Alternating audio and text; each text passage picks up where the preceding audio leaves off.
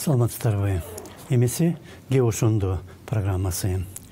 Коронавирус жұққандардың саны Қырғызстанда 1200-ден ашты. Чыгаша көбөйгөн жок. Мурдагыдай эле өлгөндөрдүн саны 14. Дүйнөдө инфекция жұққандардың саны 4 миллион 700 миңге жетти. Алардын 31% АКШда. Каза тапкандардын саны 315 миңден ашты. Алардын 28% АКШда.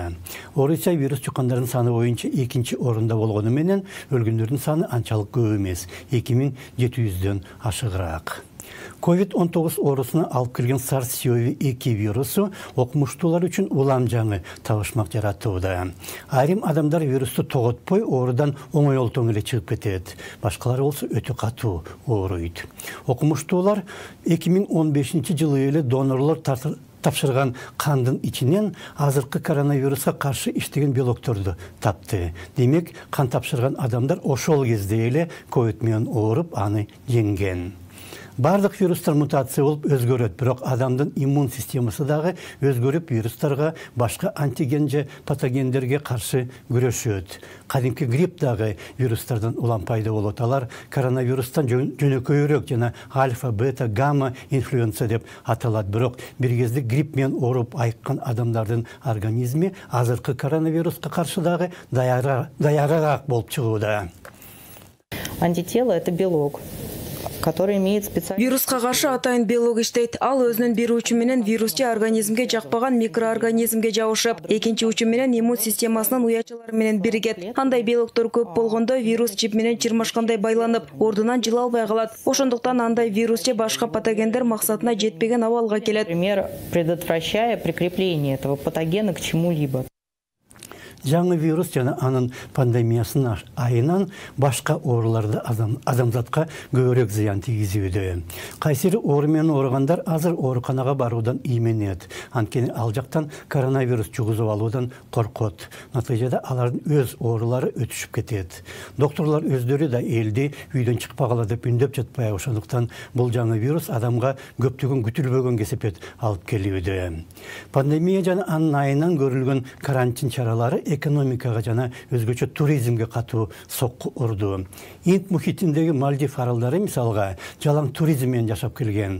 Эл алык валюта кору болсо азыр Мальдив республикасынын дүң өндүрүмү 6%га өскөндүн ордуна быйыл 8%га кыскарат деп божомолдойт. Ал эмес Аргентинадагы азыр дефолт коркунучуна такалды. Өлкөнүн 200 жылдык тарыхында мурда 8 жолу дефолт болгон. Эң көп болсо өнүгүп келаткан мамлекеттер жапа чегет. Мындан 40 жыл мурда алар ири банктар же чет өлкөлөрдүн өкмөттөрүнөн кийин эл алык инвестициялык фонддордун карыз алчу. Акыркы жылдары болсо көптөгөн азиялык жана африкалык өлкөлөр Кытайдан эң көп насыя алып калган. Пакистан Кытайга азыр 16 миллиард доллар карыз. Шри-Ланканын Кытайга болгон карызы болсо 8 миллиард долларга жеткен.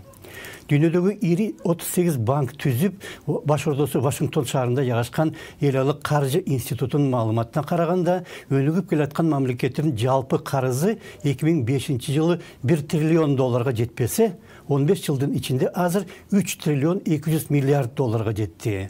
Бул алардын жалпы дүң өндүрүмүнүн 114%-ын түзөт жана азыркы кризистин айынан алар бул карызды төлөй албайт.